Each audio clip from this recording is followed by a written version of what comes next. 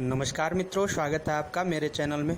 मैं आचार्य पंकज शास्त्री आपका अपने चैनल में तहे दिल से हार्दिक अभिनंदन करता हूं। उपस्थित हूं नक्षत्र ज्योतिष को लेकर के। जैसा कि हमारा चर्चा का विषय बना हुआ है आजकल नक्षत्रों को लेकर के। विभिन्न नक्षत्रों में जन्मे जातक जिनकी राशि तो एक है लेकिन नक्षत्र अलग अलग हैं, उनको किस प्रकार का कार्य क्षेत्र और किस प्रकार उनके स्वास्थ्य, रूप, रंग, बनावटी सब चीज़ अलग अलग हैं, भिन्न भिन्न हैं। इस बात को लेकर के हम चर्चा कर रहे हैं। नक्षत्र ज्योतिष जो कि बहुत ही प्राचीन ज्योतिष है और बहुत प्राचीन समय से सर्वप्रथम पहले नक्षत्र ज्योतिष का ही निर्माण हुआ। तत्पश्चात ही सभी नक्षत्रों को आधार मानकर फिर राशियों का निर्माण हुआ और आज ज्योतिष का जो विषय है वह बहुत ही सरल बन गया।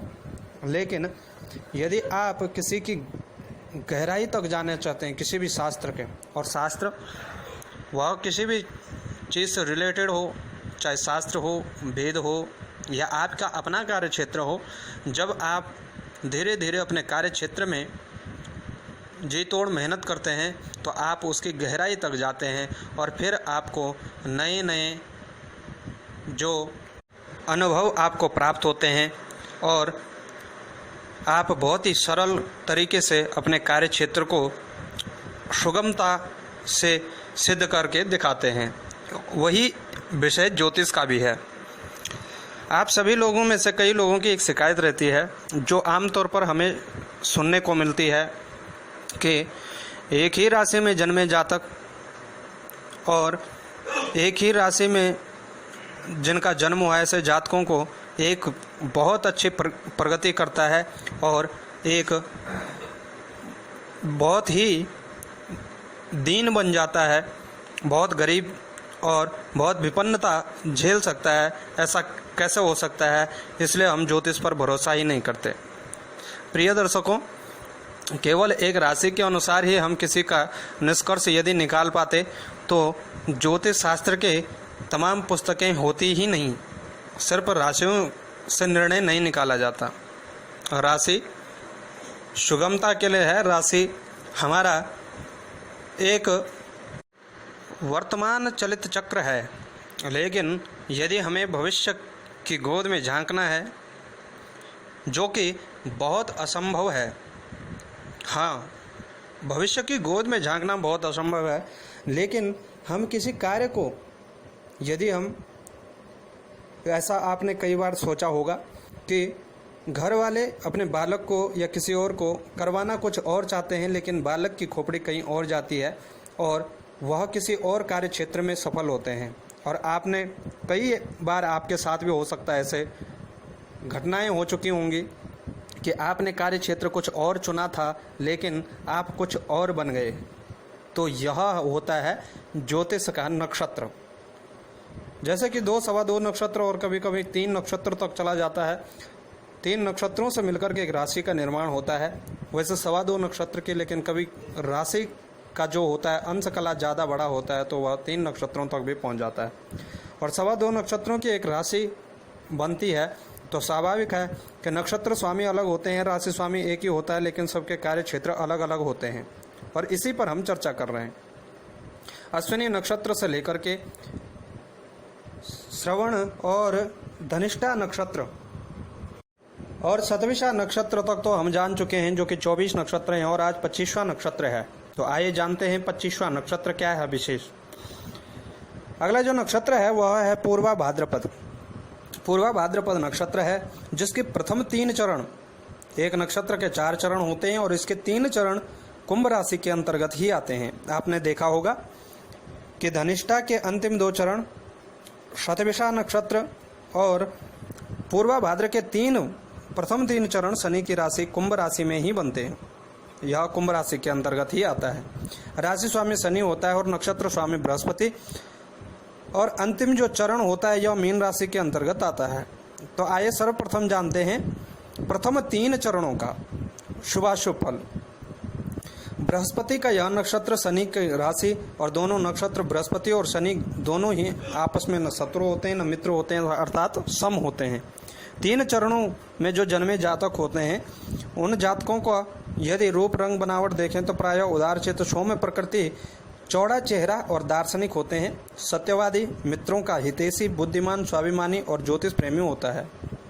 कई बार आलोचक भी बन जाता है और आलोचना करने में आनंद उठाता है। दूसरों से काम निकालने में चतुर होता है, क्लेवर होता है, ईश्वर का भक्त होता है। स्त्रियों से संकोच करने वाला, यात्रा प्रिय अर्थात यात्राओं पर जाने वाला, अत्यधिक यात्रा वाला, घूमने फिरने वाला, वृद्धावस्था में अकस्मात धन प्राप्त करने वाला तथा स्वावलंबी होता है।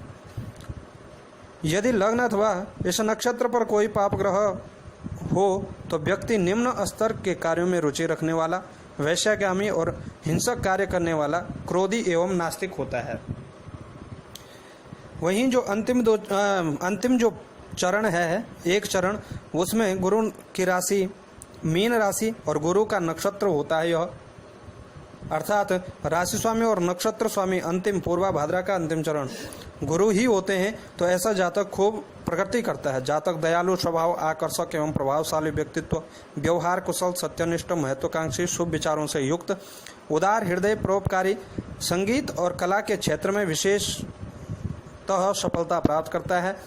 उसको जानने वाला होता है, विद्वान होता है और अधिकार पूर्ण वाणी से युक्त होता है। पुराण, दर्शन शास्त्र इत्यादि में रुचि रखता है। समाज में प्रतिष्ठित, धनाढ्य, वाहन, संतान आदि सभी सुखों से युक्त एवं कामशील में संकोचशील रहने वाला होता है। यदि गुरु पापक्रांत हो जाता है तो जातक ढीठ, कृपण, धूर्त, निर्बल, भीरु और हृदय और स्त्री से वशीभूत होता है। इस नक्षत्र भाग में उत्पन्न जातक प्रायः पुस्तक प्रकाशक, पुस्तक विक्रेता, प्रोफेसर, राजनीतिज्ञ, मंत्री, प्रशासन संबंधी विभाग, वकील, जज, धार्मिक एवं वित्तीय कार्यों से संबंधित, योजना आयोग अध्यक्ष, फिजिशियन, बैंक अधिकारी एवं शिक्षा संबंधित व्यवसायों में विशेष सफलता पाता है और विशेष इनको सफलता मिलती है। वहीं यदि नक्षत्र किसी प्रकार से पीड़ित हो तो जातक को उदर विकार, बलगम, पाँव में पसीना, सूजन आदि रोगों की अधिक संभावना रहती है और गठिया का रोग भी इनको हो सकता है। जो तीसरा चरण है, ऐसे जातक अधिकतर व्यवसाय रूपों में सफल होते हैं, लेकिन बहुत अच्छी प्रगति करना इनके लिए थोड़ा मुसीबत भरा हो सकता है। ऐसे जातकों को जो पूर्वा भाद्रपद के 3 चरणों में जिनका जन्म हुआ होता है, उन जातकों को इलेक्ट्रॉनिक से, जमीन से, प्रेस, आयात निर्यात, निरीक्षण और कोयला, बर्तन और लौह के कार्य से विशेष सफलता प्राप्ति होती है। तो प्रिय दर्शकों, यह पूर्वा भाद्रपद नक्षत्र का विशेषतः शुभाशुभ फल था। इसको आप विशेष कार्य क्षेत्र में यदि आप अपनाते हैं तो निश्चित रूप से आप सफलता प्राप्त अवश्य करेंगे और निसंकोच सुख आप प्राप्त करेंगे।